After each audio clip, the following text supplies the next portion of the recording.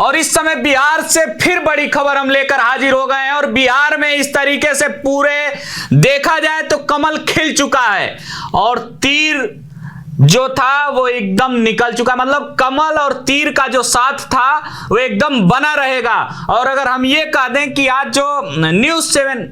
हम अपने स्टूडियो से अगर आज की बड़ी खबर ब्रेक कर दें तो ये कह लीजिए कि एनडीए की सरकार बनती हुई नजर आ रही नहीं, अब हो चुकी है, यानी सरकार बन चुकी है और कहीं ना कहीं विपक्ष का सूफड़ा साफ होता हुआ नजर आ रहा है। हमारे साथ इस पैनल में वरिष्ठ पत्रकार, बहुत सारे चुनावों को इन्होंने कवर किया है, इनसे जानने की कोशिश करेंगे कि आखिर मोदी और नीतीश और उधर अमित शाह और बाकी जो टीम बनाए थे, जो भारत एनडीए के रणनीतिकार थे जो टीम बनाए थे, उसमें कहां विपक्ष फेल हो गया और विपक्ष का सूफड़ा साफ हो गया। बहुत बहुत स्वागत है अनुराग जी आपका। बताइए हमारे दर्शकों की क्या कुछ हुआ जो मतलब अभी सोचा भी नहीं जा पा रहा था कि मतलब इस तरीके की प्रचंड जीत, क्या अभी भी माना जाए कि कहीं ना कहीं तेजस्वी को जनता नकार चुकी है?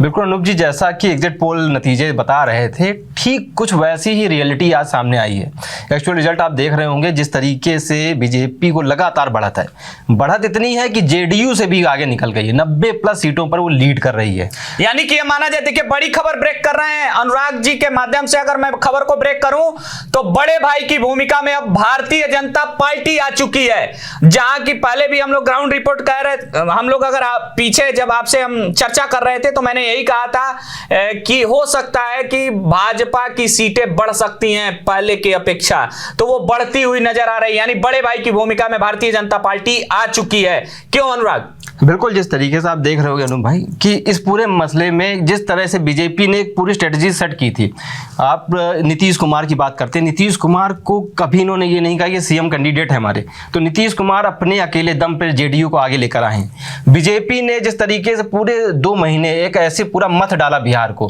कि बिहार में कोई कमी ना छोड़े, और वो बिहार में दिखाई भी दिया। इलेक्शन से आप देखिएगा, जैसे वोटिंग के दिन आने लगे उसके पहले से जैसे जीविका दीदी जो थी, उनको 1.5 करोड़ जिनकी तादाद है, उनको खातों में 10-10 हजार रुपए उन्होंने डाल दिए, तो उसका काफी असर दिखाई दिया। और जो यानी कि आपका मानना है कि जो 10-10 हजार रुपया गए हैं उसका भी बहुत बड़ा कारण है आज के रिजल्ट में? हाँ बिल्कुल, जाहिर तौर पे जिस तरह से आप देख रहे थे वोटिंग डे पर, जिस तरह से लंबी लंबी बूथों पर महिलाओं की कतारें लगी थी, साफ तौर पे दिखाई देता है। दूसरी बात, जिस भी परिवार के पास जो महिलाएं हैं, जीविका दीदी हैं, उनके परिवार पर 10-10 हजार रुपए गए तो उनका जो परिवार, उनको बल मिला है। दूसरा, उन्होंने जो नीतीश कुमार ने और जो बीजेपी के तमाम बड़े नेता हैं, जिसमें प्रधानमंत्री मोदी हैं, अमित शाह, उन्होंने इस बात का भी जिक्र किया कि हम आगे 2-2 लाख रुपये आपको बिजनेस चलाने के लिए और देंगे, तो जाहिर से एक माहौल उनके लिए क्रिएट हो गया। तेजस्वी यादव भीड़ जरूर रही उनके, जिस तरह से चुनाव प्रचार में हमने देखा। राहुल गांधी 2 महीने पहले जिस तरह से प्रचार करते दिखाई दिए कि एसआईआर और वोट चोरी पे जो माहौल बनाया था, वो माहौल 2 महीने तक बिल्कुल खाली पड़ा रहा।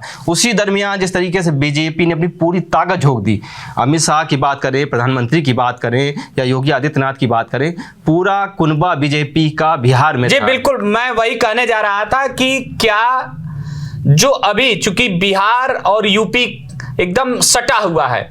तो ये माना जाए कि अभी जो उत्तर प्रदेश के मुख्यमंत्री योगी आदित्यनाथ जाके जो वहां जनसभा किए हैं, तो क्या उसका भी जो इधर का बात की जाए कि पूर्वी चंपारण में फायदा योगी आदित्यनाथ के जनसभाओं का हुआ है?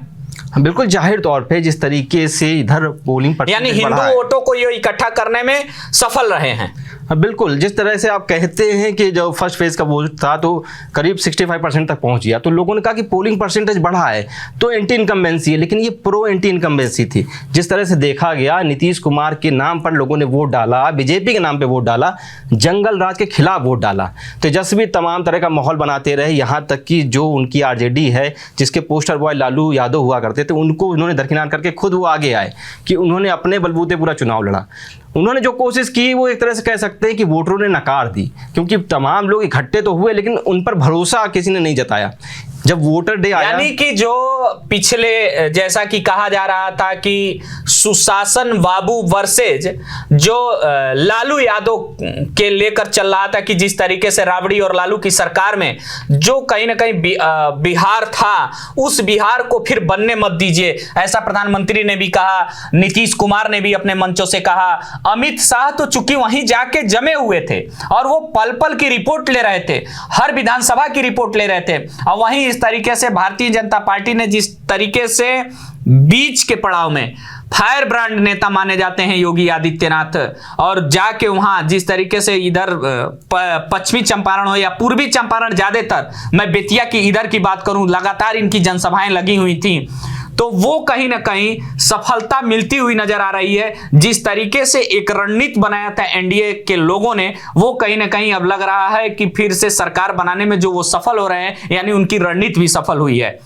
अनुराग, बिल्कुल जैसे आप देख रहे हैं कि पूरा प्लान्ड वे में काम किया गया। प्रशांत किशोर एक तीसरे पिलर थे इस पूरे चुनाव में, लेकिन हाँ, प्रशांत किशोर बिल्कुल फ्लॉप हो गए। बिल्कुल उनकी जिस तरह से बात की जा रही है, वो बड़ी बड़ी बातें करते थे कि हम आएंगे और ऐसा कुछ बदल देंगे, पूरा बिहार को चेंज कर देंगे। बिहार ने उनको ही चेंज कर दिया है, उनको ही बाहर कर दिया है, उनको बता दिया यानी कि माना जाए कि पहली बार आए और पूरे तरीके से फ्लॉप हो गए। यानी कि ये भी हो सकता है कि अब प्रशांत किशोर, उन्होंने ये भी कहा था कि 25 सीटों से कम आई तो हम राजनीति से संन्यास ले लेंगे, अब तो खाता भी नहीं खुल रहा है उनका। देखिए, अब वो नेता हैं, नेता तो जुमलेबाजी के लिए जाने ही जाते हैं, तो अब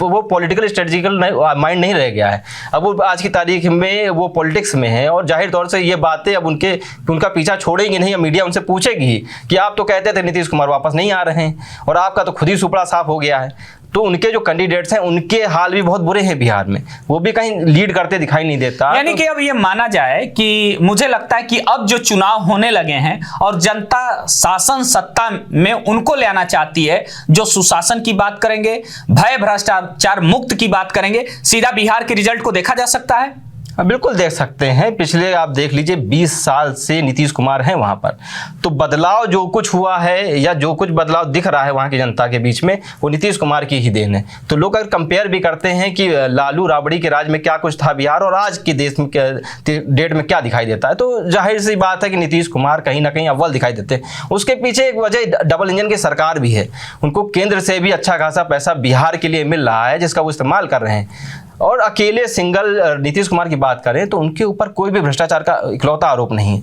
तो ये एक जो इमेज है उनकी, जो सुशासन बाबू की है, उनके लोगों पे आरोप लग सकते हैं, लेकिन उन पर कोई भी ऐसा आरोप नहीं है, तो जिसकी वजह से साफ तौर से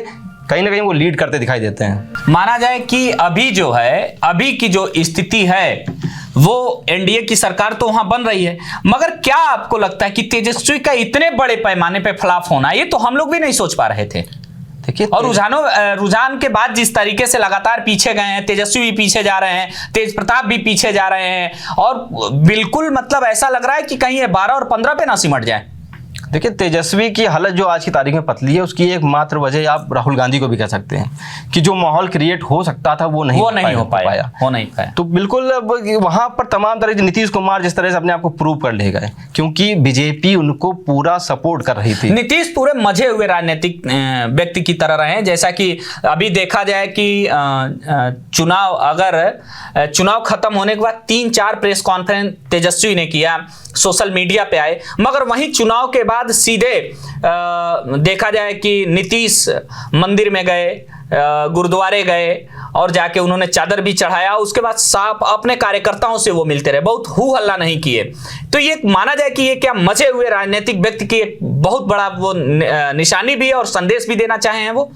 बिल्कुल जाहिर सी बात है, नीतीश जिस तरीके से सीखते गए, राजनीति को समझ रखते गए, पिछले 5 साल में भी उन्होंने 2 बार शपथ ले ली सीएम की, तो वो उनका जहां सेट बैठता है वो उस समीकरण में सेट हो जाते हैं। उनको अपनी कुर्सी से ज़्यादा कोई चीज़ प्यारी नहीं है, और उनको ही पता है कि कैसे कुर्सी हासिल करनी है, उसी के हिसाब से वो चलते हैं। यही राजनीति है, और यही मजे हुए राजनीतिक व्यक्ति का वो है, पहचान भी है।